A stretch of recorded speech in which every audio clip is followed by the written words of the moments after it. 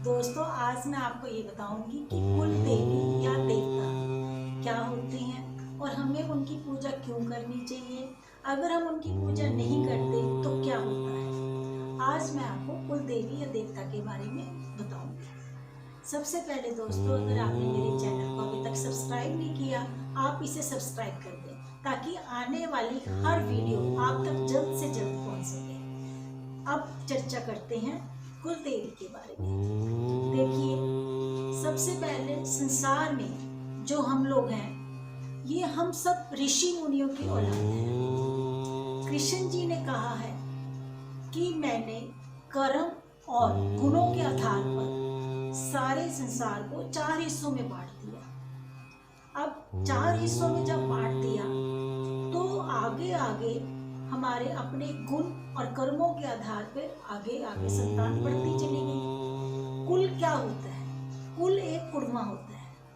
ये सबका होता है, चाहे कोई खत्री हो, चाहे बनिया हो, चाहे ब्राह्मण हो, चाहे झा हो, पंजाबी हो, मारवाड़ी हो, सब में कुल बनते हैं। कुल किसको बोलते हैं? कुड़मे को बोलते हैं, जो एक ही खून से बने होते हैं। एक ही खून से बने हुए इंसानों को क्या बोलते हैं? कुड़मा। जो आपस में भाई बहन कहलाते हैं, उनका गोत्र एक होता है और वो आपस में भाई बहन शादी नहीं करते। ये कुड़मा होता है। इसको हम क्या बोलते हैं? कुल। अब कुल जो, अब ये तो हो गया कुल किसे कहते हैं। कुल पता चल गया कि कुल एक ही खून के बने हुए परिवार के सदस्य होते हैं, उनको हम कुड़मा बोलते हैं और कुल बोलते हैं। अब इस कुल को जो देवी देवता साधना से हमारे बुजुर्गों ने अपने कुल को बचाने के लिए, अच्छा साबित होने के लिए, हमें खुशियाँ मिले, हमें अच्छे संस्कार मिले, हमारी बढ़ोतरी हो, परिवार अच्छा चले, उस देवी देवताओं को मनाया है और ध्यान लगाया है। तो उस जो देवी देवता हमारे बुजुर्गों ने माने हैं, उनको हम क्या बोलते हैं? कुल देवी या देवता। ये हमारे बुजुर्गों से चली आ रही है। पर आज के टाइम में लोग बाहर चले गए हैं, फॉरेन चले गए हैं, कुछ अपने घर से परिवार से बाहर हो गए हैं, उन लोगों ने इन्हें मानना बंद कर दिया। अब इनकी इम्पोर्टेंस कितनी ज़्यादा है वो ये लोग नहीं जानते। देखिए, इनकी इम्पोर्टेंस बेहद ज़्यादा जरूरी है। अगर हम इन देवी देवताओं की पूजा हमें हर शुभ काम में सबसे पहले करनी पड़ती है।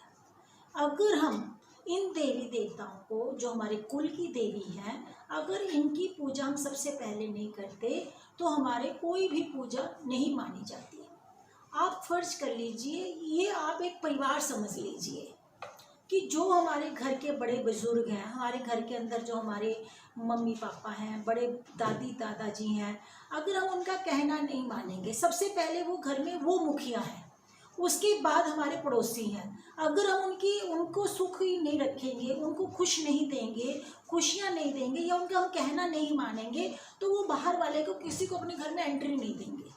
सेम इसी तरह से कुल देवी है, कुल देवता हैं। अगर सबसे पहले हमें कुल देवी देवता को मानना पड़ता है, उसके बाद हमारे और देवी देवताएं आते हैं।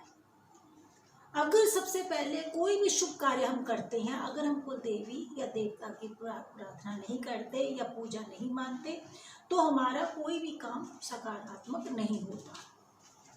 कभी भी देखिए, अब कहा जाता है कि लड़कियां जो होती हैं कुंवारी, उनकी कोई कुल देवी देवता नहीं होती। उनकी देवी देवता जब शादी हो जाती है, जिस परिवार में हो जाती हैं, उस देवी देवता को उनको मानना पड़ता है। अब शादी के बाद जिस घर में भी वो चले जाएंगी, उस समय उस परिवार के जो भी देवता या देवी को वो लोग मानते हैं, उसको हमें मानना चाहिए। अब देखिए, कोई भी शुभ कार्य हम करते हैं, जैसे हम कोई शादी करते हैं किसी बच्चे की, शादी करते समय हमें शादी से पहले भी देवी को मानना पड़ता है। और जैसे जैसे हमारे बड़े बुजुर्ग हमें कहते हैं कि ऐसे करिए, ऐसे करिए, तभी वो शादी पूरी तरह से ठीक बनती है।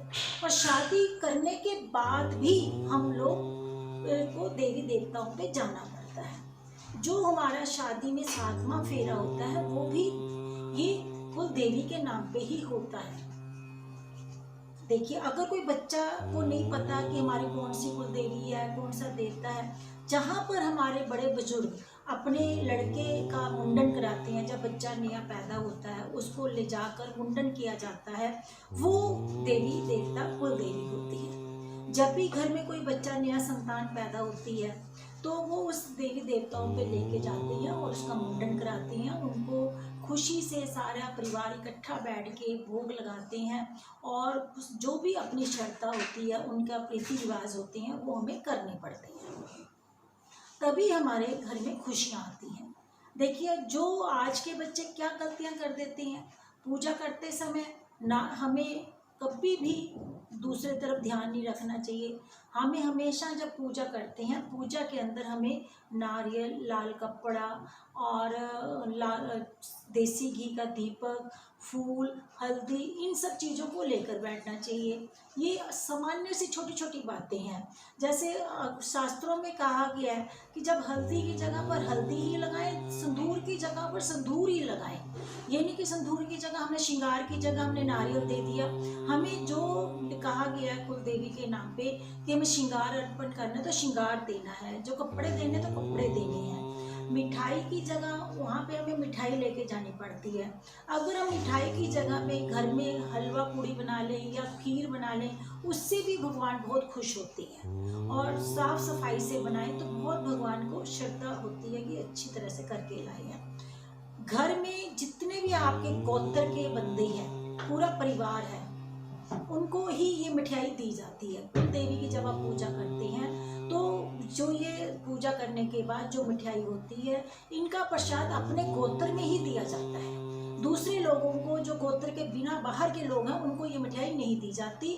और ना लड़कियों को भी, ये कुंवारी कन्या को ये मिठाई नहीं दी जाती, और क्योंकि ये कुंवारी कन्या पता नहीं किस गोत्र में जाना है।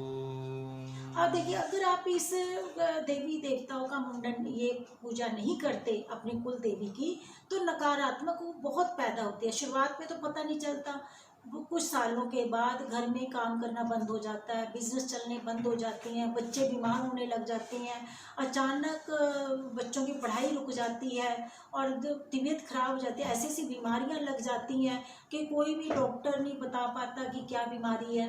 तो उस समय हमें बस अपनी कुल देवी की पूजा करनी चाहिए और कुल देवी के नाम पे ही कुछ रुपए चढ़ा कर रख लेने चाहिए। उनकी हमेशा श्रद्धा के साथ अपनी श्रद्धा अर्चना भी अगर आप करेंगे और कहेंगे कि हमें कोई गलती हो गई है, तो भी हमारे देवी देवता मान जाते हैं। देखिए, हमारे माँ बाप, हमारे पेरेंट्स जो भी होते हैं, जब भी हम किसी से माफ़ी मांगते हैं, वो जल्दी ही अपनी हमारे को क्षमा कर देते हैं। अगर आज की डेट में जो यंग बच्चे और यंग लड़कियां या बहुत टाइम से नहीं जानते, हमें कभी भी प्रॉब्लम आती है तो हमें ये सोच लेना चाहिए कि हमारे कोई ना कोई देवी देवता की अड़चन है। हमें हमेशा माफ़ी मांगकर आगे बढ़ने की कोशिश करनी चाहिए। दोस्तों, ये आप लोगों के बुजुर्ग ही बता सकते हैं कि आपके परिवार की कौन सी कुल देवी या देवता है, ये मैं नहीं बता सकती। देखिए, ये तो आपकी कुल देवी देवता की हो गई है कि आपको पूजा हमेशा करनी चाहिए, जरूर करनी चाहिए।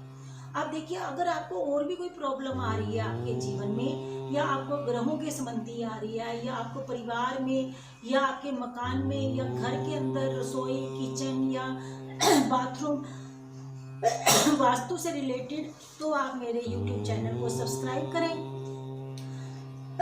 वहाँ पर जाकर आप मेरे से अपॉइंटमेंट ले सकते हैं और वो आप अपने कमेंट्स बॉक्स में अपनी डेट ऑफ बर्थ, टाइम और जगह लिख कर भेज सकते हैं, या अपने घर का नक्शा आप भेज सकते हैं। जो भी नक्शा या कुंडली सबसे पहले मेरे पास आती है, मैं उसकी फ्री ऑफ कॉस्ट प्रेडिक्शन कर आपको बताती हूँ। दोस्तों, अगर आपको मेरी ये वीडियो पसंद आई है तो आप इसे लाइक करें, शेयर करें और सब्सक्राइब करें, और आप जुड़े रहें एस्ट्रो हेमा के साथ। नमस्कार दोस्तों।